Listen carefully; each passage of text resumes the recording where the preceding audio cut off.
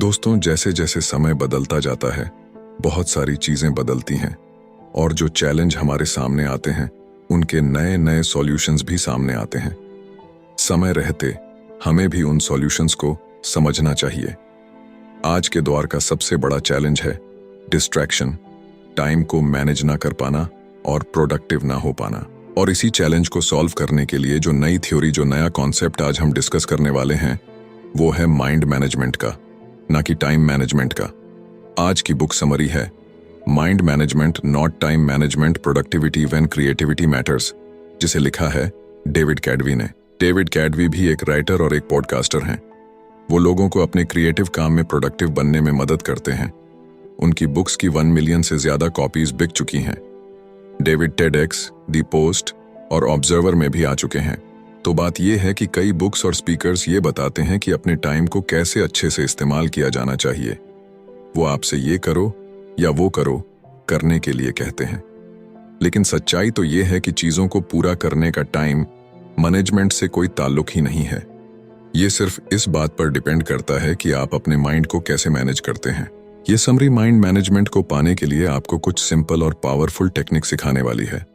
तो आइए बिना देर किए शुरू करते हैं आज की book summary mind management not time management, productivity when creativity matters by David कैडवी।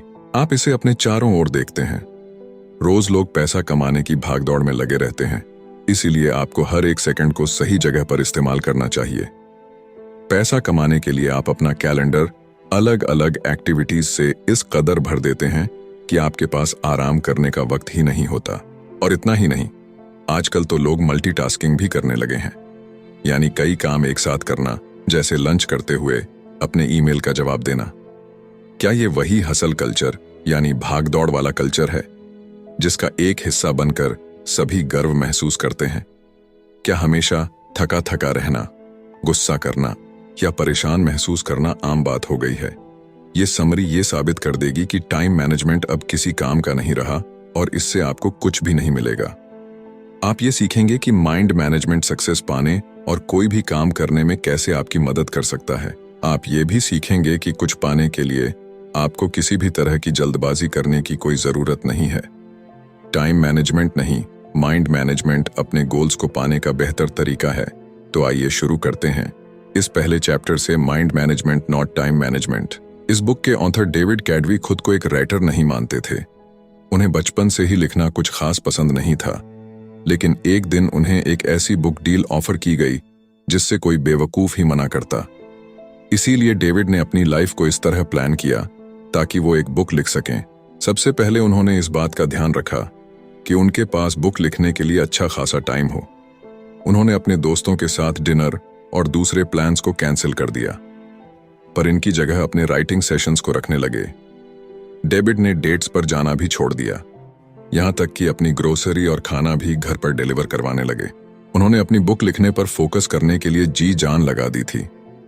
एक राइटर के दिमाग में शब्दों का जैसे एक पिटारा सा होता है, पर वो शब्दों के साथ खेल जाते हैं।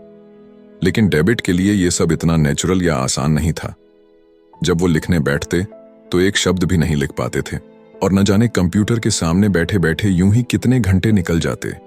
फिर उन्हें खुद पर प्रेशर महसूस होने लगा। डेविड को अगले कुछ हफ्तों में बुक का 25% काम खत्म करके पब्लिशर को दिखाना था। अगर वो ऐसा नहीं कर पाते तो डील कैंसिल हो सकती थी। डेविड अपनी फैमिली और दोस्तों को निराश नहीं करना चाहते थे। बड़बड़ाहट में उन्होंने कोस्टा रिका में एक रिट्रीट ज्वाइन करने का मन बनाया। वो ये बात अच्छे से जानते थे कि वहां जाकर भी वो कुछ नहीं लिख पाएंगे। क्या इसका मतलब ये है कि रिट्रीट ज्वाइन करने से उन्हें पछतावा हुआ था? बिल्कुल हुआ था, लेकिन डेविड ने सोचा कि जगह बदलने से शायद उन्हें राइटर्स ब्लॉक से बाहर निकलने में मदद मिलेगी। डेविड को रिट्रीट के लिए हाँ कहने के बाद पछतावा होने लगा और वो अपने घर से बाहर निकल गए। वो अपनी फ्रस्ट्रेशन को दूर करना चाहते थे। तब उनकी मुलाकात डिएगो से हुई। वो रोड के दूसरी तरफ थे जब उन्होंने डेविड को इस तरह बुलाया जैसे मानो वो दोनों दोस्त थे। डिएगो ने हाथ से इशारा करते हुए डेविड को बुलाया और उनसे स्पेनिश में बात करने लगे। डेविड एक बेवकूफ की तरह नहीं दिखना चाहते थे, इसलिए उन्होंने डिएगो की बात का जवाब दिया। उनसे बात करने पर डेविड को पता चला कि डेगो ऐसे ही कुछ बात करना चाहता था। उन्हें बीच पर घूमना और बारिश का मौसम बेहद पसंद था। उनकी बातें ज्यादा लंबी तो नहीं चली, लेकिन डेविड को इसके बाद काफी अच्छा महसूस हो रहा था। जब डेविड घर लौटे तो दोबारा कंप्यूटर के सामने बैठ गए। अगले 1 घंटे में डेविड पहला चैप्टर लिखने में कामयाब रहे। इससे डेविड को समझ में आया कि ऐसा क्या हुआ था जिससे वो लिख पाने में कामयाब रहे थे। इसकी वजह लिखने के लिए समय निकालना नहीं था। टाइम मैनेजमेंट अब इफेक्टिव यानी कारगर नहीं रहा है। आपको टाइम की नहीं बल्कि लिखने के लिए सही मेंटल स्टेट में होने की जरूरत है। इसे ही डेविड माइंड मैनेजमेंट कहते हैं। माइंड मैनेजमेंट का मतलब है अपनी क्रिएटिव एनर्जी को प्रायोरिटी देना, लेकिन ये आपका वक्त भी जाया कर सकता है। आपने कभी अपनी लंबी टू डू लिस्ट को देखकर जीरो मोटिवेशन महसूस किया है? ऐसा हम सभी के साथ होता है। फिर भी माइंड मैनेजमेंट से आप इस मुश्किल से निकल सकते हैं। माइंड मैनेजमेंट का मतलब है किसी काम या प्रॉब्लम को अलग नजरिए से देखना। टाइम मैनेजमेंट में आप खुद से ये पूछते हैं कि अभी मैं क्या कर सकता हूं। ज्यादातर समय इस सवाल की वजह से आप टाल मटोल करने लगते हैं। आप ये जानते हैं कि आपको कुछ करने के लिए आपके पास फोकस और मोटिवेशन नहीं होता है। दूसरी तरफ माइंड मैनेजमेंट में आप खुद से पूछते हैं कि अभी मैं कौन सा काम करने के मूड में हूं, पर मुझे ऐसा क्या करना चाहिए जो मेरे मूड के साथ फिट हो सके। अपने काम को पूरा करने का सबसे अच्छा तरीका है कि आपका मेंटल स्टेट और वो काम दोनों एक दूसरे के साथ मैच करना चाहिए। इससे एनर्जी और वक्त जैसे रिसोर्सेज वेस्ट नहीं होते। नेक्स्ट चैप्टर है क्रिएटिव स्वीट स्पॉट। क्रिएटिव होना कोई ऐसी चीज नहीं है जो आसानी से आपके अंदर आ जाती है। ये कोई ग्रोसरी नहीं है जिसे आप खरीद कर ला सकते हैं। क्रिएटिविटी की प्रोसेस में वक्त लगता है। कोई कहानी सुनाने, गाना लिखने या फिर एक पेंटिंग बनाने के लिए आपका स्टेट ऑफ माइंड सही होना बहुत जरूरी है। डेविड क्रिएटिव मोड में घुसने के लिए 2 तरह की थिंकिंग का इस्तेमाल करते हैं, जो है डाइवर्सन थिंकिंग और कन्वर्शन थिंकिंग। डाइवर्जेंट थिंकिंग तब होती है जब आपके थॉट्स यानी विचार बिखरे हुए होते हैं। इसमें आपका ध्यान कई चीजों पर होता है। जब आप इन अलग अलग थॉट्स को जोड़ देते हैं तो इसे कन्वर्जेंट थिंकिंग कहते हैं। तब राइटिंग का ही एग्जाम्पल ले लीजिए। आप कुछ कहना चाहते हैं, लेकिन उसे कहने के लिए आपके पास कई तरीके हैं। पहला, आप कहना क्या चाहते हैं? क्या आप इसे फॉर्मल तौर पर कहना चाहते हैं या फिर ऐसा कहना चाहते हैं जैसे आप एक दोस्त से बात कर रहे हो? क्या आप इसे कोई नाम नहीं देना चाहते या फिर आप सभी को यह बता देना चाहते हैं कि इसे आपने लिखा है? इसे डाइवर्जेंट थिंकिंग कहते हैं। कन्वर्शन थिंकिंग उसे कहते हैं जब आप अपने ऑप्शंस में से किसी एक को चुनते हैं। जैसे मान लीजिए कि आप अपने पहले प्यार के बारे में लिखना चाहते हैं। आप अपने रीडर्स के लिए अपनी राइटिंग के टोन को एक दोस्त की तरह पेश करना चाहते हैं। आप इसे कोई नाम नहीं देना चाहते क्योंकि आप खुद की पहचान सबके सामने नहीं लाना चाहते। इसीलिए अच्छे क्रिएटिव आइडियाज बनाने के लिए आपको डाइवर्सेंट और कन्वर्शन थिंकिंग दोनों की जरूरत होती है। अपने फाइनल प्रोडक्ट को ब्रिलियंट बनाने के लिए आपको सबसे बेहतरीन आइडियाज की जरूरत है, पर आप इन आइडियाज को कैसे ढूंढेंगे? अपने क्रिएटिव स्पॉट को पहचान कर। आपका क्रिएटिव स्पॉट उस वक्त और उस जगह के बारे में बताता है जिसमें आप अपना बेस्ट क्रिएटिव काम कर पाते हैं। क्रिएटिव काम ऐसी चीज नहीं है जिसे आप किसी गाइड बुक की मदद से कर सकते हैं, जिसमें कोई लॉजिक या कोई मैथमेटिकल फॉर्मूला काम नहीं आता। क्रिएटिव वर्क एक ऐसा अनोखा थॉट प्रोसेस है जिसे हम अक्सर इनसाइट कहते हैं। न्यूरो साइंटिस्ट के मुताबिक इनसाइट अचानक हुए एहसास या नजरिए में हुए बदलाव को कहते हैं। इनसाइट को एक यूरेका मूवमेंट भी मान सकते हैं, जो तब होता है जब कुछ मिलने से आपकी आंखों में खुशी के आंसू आ जाते हैं। क्या आपको कभी अचानक से कोई ब्रिलियंट प्लान आइडिया आया है? उसे ही यूरेका या फिर मिल गया ये मोमेंट कहते हैं। ये तब होता है जब अपने गाने के कुछ मिस शब्द आपको अचानक से मिल जाए या आप अपनी कहानी का एक परफेक्ट प्लॉट ढूंढ निकालते हैं।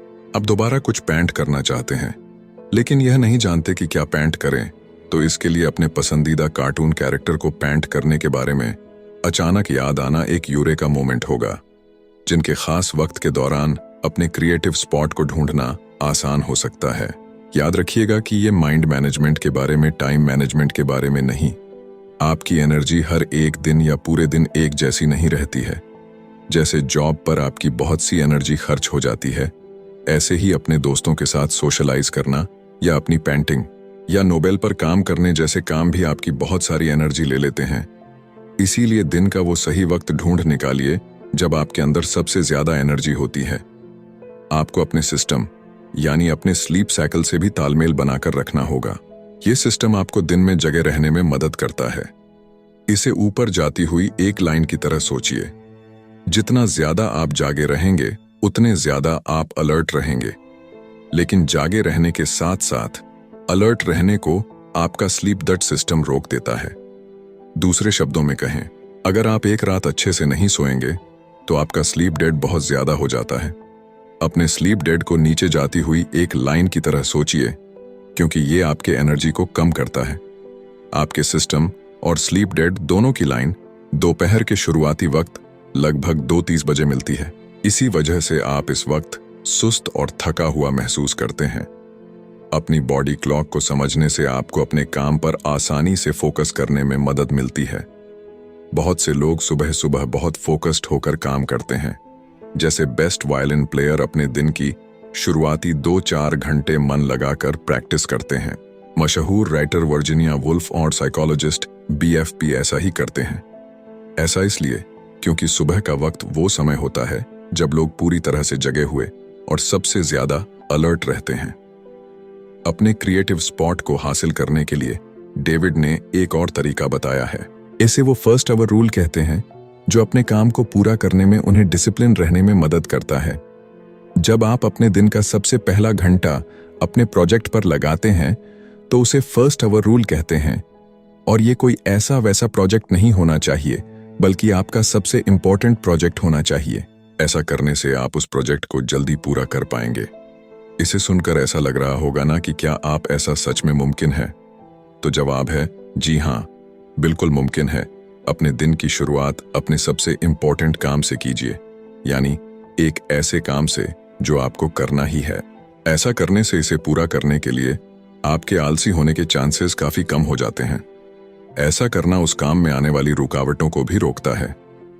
इस इंपॉर्टेंट लर्निंग को लेने के बाद बढ़ते हैं नेक्स्ट चैप्टर की ओर, द 4 स्टेजेस ऑफ क्रिएटिविटी। जब आप असल में राइटिंग और पेंटिंग नहीं कर रहे हैं, तब भी आप राइटिंग और पेंटिंग कर सकते हैं। क्रिएटिविटी का प्रोसेस सिर्फ राइटिंग और पेंटिंग के बारे में नहीं है। इसे सोशल साइकोलॉजिस्ट ग्राम बोलर कंट्रोल के 4 स्टेज या क्रिएटिविटी के 4 स्टेज कहते हैं।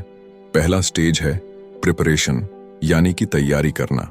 यह तब होता है जब आप अपने प्रोजेक्ट के बारे में सब कुछ सोचते हैं। आपकी स्टोरी में कौन सी कैरेक्टर होंगे, आपका गाना कितना लंबा होगा, पेंटिंग बनाने के लिए आप किस चीज का इस्तेमाल करेंगे। ये ब्रेनस्टॉर्मिंग यानी दिमाग चलाने वाला स्टेज है। इसमें आपके पास अपने प्रोजेक्ट की इतनी इंफॉर्मेशन होती है कि आप एक चलते फिरते इंसाइक्लोपीडिया की तरह हो जाते हैं। डेविड ने भी अपनी बुक पर इसी तरह काम करना शुरू किया था। ऐसा भी वक्त हुआ जब वो अपने लिविंग रूम में बैठकर इंफॉर्मेशन के ऐसे सोर्सेस को खोलकर देखा करते थे। डेविड के चारों ओर बुक्स, न्यूज़पेपर और जर्नल्स बिखरे रहते थे। उनके पास एक व्हाइट बोर्ड भी था, जिस पर वो पॉसिबल टॉपिक्स और चैप्टर लिखते थे। डेविड ने जो रिसर्च की थी वो समय की बर्बादी नहीं थी, ये उन्हें क्रिएटिविटी के अगले स्टेज तक पहुंचने में मदद कर रही थी। दूसरा स्टेज इंक्यूबेशन है। ये ऐसा वक्त होता है जब आप अपने प्रोजेक्ट पर इतना एक्टिव होकर काम नहीं करते हैं। आप शायद किसी और चीज पर काम कर रहे होते हैं या फिर अपने दोस्तों और फैमिली के साथ वक्त बिता रहे होते हैं। हमें बीच बीच में ब्रेक लेने की जरूरत होती है। इसी काम को तुरंत पूरा करने के लिए खुद को मजबूर करना हमेशा काम नहीं करता है। ऐसा करने से आप फ्रस्ट्रेट होने लगेंगे और आपको गुस्सा आ जाएगा। ऐसा होने से आपको अपने क्रिएटिव स्पॉट को ढूंढने में और तीसरे स्टेज पर जाने में मुश्किल होगी। तीसरा स्टेज एलिमिनेशन है। ये यूरेका या आहा मूवमेंट है। तीसरे स्टेज को पूरी तरह नहीं समझाया जा सकता। ऐसा इसलिए क्योंकि ये अचानक से होने वाला और अनप्रेडिक्टेबल होता है। जैसा कि बताया गया है कि अगर आप जरूरी तैयारी नहीं करेंगे तो आप इस स्टेज तक नहीं पहुंच सकते। आपको पहले स्टेज पर बहुत सा वक्त देना होगा। आइए जानते हैं कि पहला स्टेज आपको तीसरे स्टेज पर पहुंचने में कैसे मदद करता है। इसके लिए हम दी बीटल्स के पॉल मैककर्टनी का एग्जाम्पल लेंगे। पॉल ने यस्टरडे नाम का वो यादगार गाना बड़े ही अनोखे तरीके से कंपोज किया था। उन्हें इस गाने की धुन अपने सपने में सुनाई दी थी। जब उनकी आंख खुली तो वो आंधी नींद में उठकर अपने पियानो पर उस धुन को बजाने लगे। और इस तरह इतिहास के सबसे महान गानों में से एक गाना बना। लेकिन ये इतना भी आसान नहीं था। येस्टरडे लिखने से पहले भी पॉल कुछ गाने लिख और बना रहे थे। वो सालों से म्यूजिक क्रिएट करते आ रहे थे और क्योंकि वो येस्टरडे जैसा गाना लिख पाए थे, उनका काम वही नहीं रुक गया था। नहीं, पॉल ने यह पक्का किया कि वो चौथे स्टेज को भी अच्छे से पूरा करें, जो है वेरिफिकेशन। चौथा स्टेज वेरिफिकेशन है। ये तब होता है जब आप एलिमिनेशन की स्टेज में आए यूरेका मूवमेंट के बारे में सोचते हैं। इसमें आप ये पक्का कर लेते हैं कि आपका जो आइडिया था वो फुल प्रूफ और ब्रिलियंट है। आप ये डबल चेक करते हैं कि किसी चीज की कमी तो नहीं है। पॉल को 100% विश्वास तो नहीं था कि उनका बनाया हुआ गाना ओरिजिनल था। उन्हें लगा कि हो सकता है कि यह भी एक ऐसी धुन थी जो उन्होंने पहले कभी सुनी थी। ऐसे वक्त ऐसे ENP या सॉफ्टवेयर नहीं हुआ करते थे जो ये बता सके कि कोई धुन ओरिजिनल है या नहीं। इसीलिए पॉल ने 1.5 साल इस बात को पक्का करने में ही लगा दिया कि वो धुन उनकी खुद की थी या नहीं।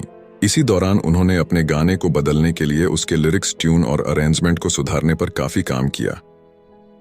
अगर आप क्रिएटिविटी के हर स्टेज में अपना वक्त नहीं लगाएंगे तो आप कभी कोई मास्टरपीस नहीं बना सकते। आपको इस पूरे प्रोसेसर के हर स्टेज से होकर गुजरना होगा।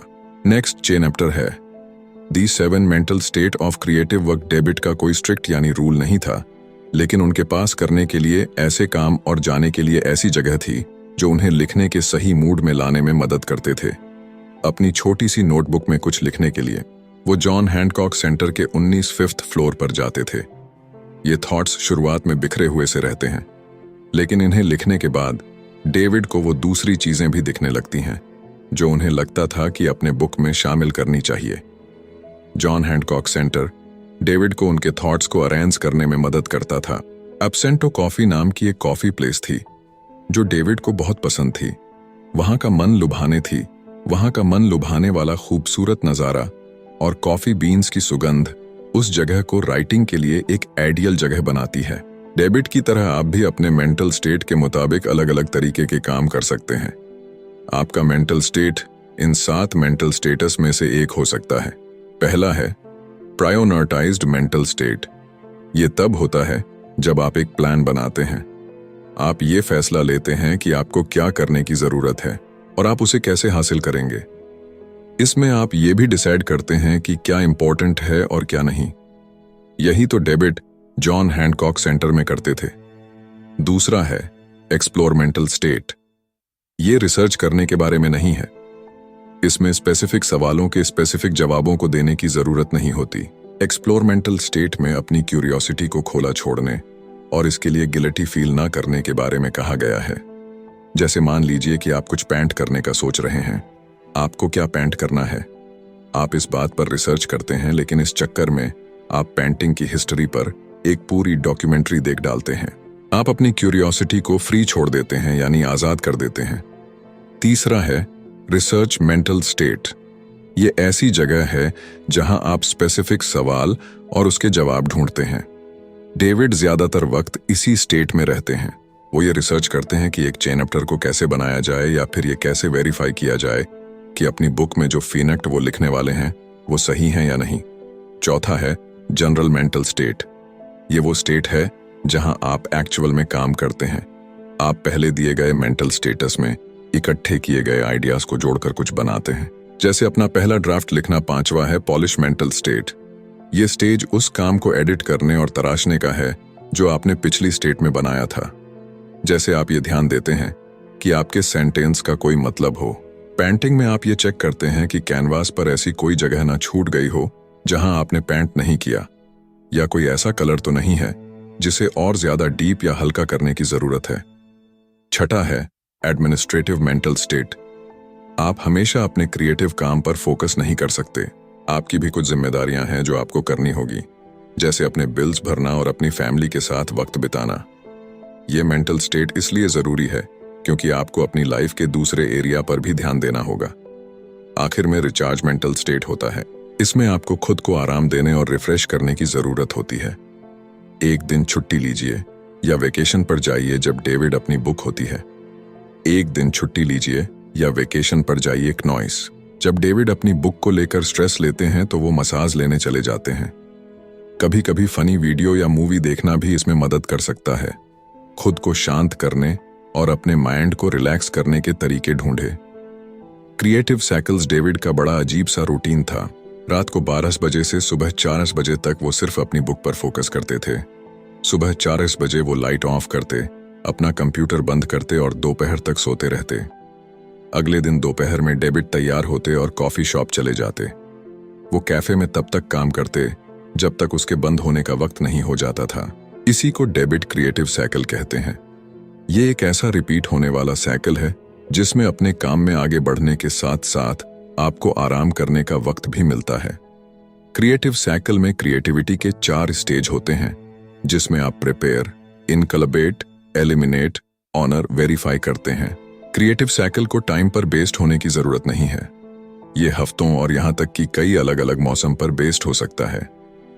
आइए क्रिएटिव साइकिल का एक एग्जाम्पल देखते हैं। बैट क्रिएटिविटी की पहले स्टेज प्रिपरेशन को रात में करना पसंद करती है। रात की शांति उन्हें फोकस करने में मदद करती है। नॉइस, इसीलिए वो अपने गाने के लिए बहुत सी इंफॉर्मेशन ढूंढ पाती है, चली जाती है। सोने से वो क्रिएटिविटी के दूसरे स्टेज में चली जाती है, जो है इंक्यूबेशन। जब वो सोती है तो बेथ का ध्यान अपने क्रिएटिव काम पर नहीं रहता। इससे सुबह बेथ को आराम और इंस्पायर्ड महसूस होता है। वो क्रिएटिविटी के तीसरे स्टेज में पहुंचाती है, जो है इल्यूमिनेशन। जब वो अपना ब्रेकफास्ट खाती है तो उन्हें एक आहा मूवमेंट मिलता है। उन्हें अपने गाने के सही अल्फाज मिल जाते